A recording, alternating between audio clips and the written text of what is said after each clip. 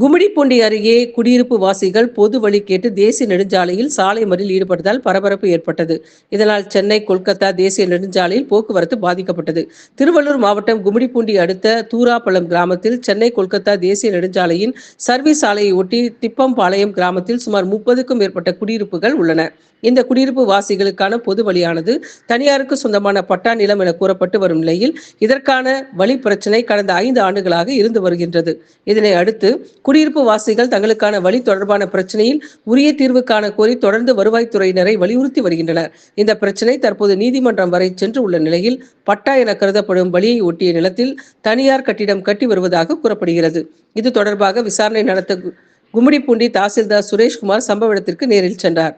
அப்போது பட்டா இடத்தில்தான் கட்டிடம் கட்டுவதாக தனியார் தெரிவித்திருந்த நிலையில் நீதிமன்றத்தில் விசாரணை நடைபெற்று வருவதால் நீதிமன்ற உத்தரவுக்கு பின் கட்டிடம் கட்டிக் கொள்ளுமாறு வட்டாட்சியர் தெரிவித்திருந்த நிலையில் வழி கேட்டு போராடி வரும் 30க்கும் மேற்பட்ட குடும்பத்தைச் சேர்ந்தவர்கள் வட்டாட்சியர் காரை சிறைப்பிடித்து வாக்குவாதத்தில் ஈடுபட்டனர்.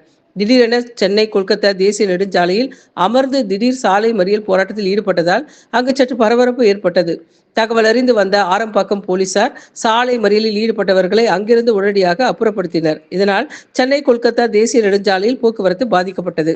வழிப்பாதை அமைக்க ஏற்பாடு செய்வதாகவும் கட்டுமான பணிகளை உடனடியாக நிறுத்துவதாகவும் வருவாய்த்துறை அதிகாரிகள் வாக்குறுதி அளித்ததன் பேரில் போராட்டம் கைவிடப்பட்டது என்பது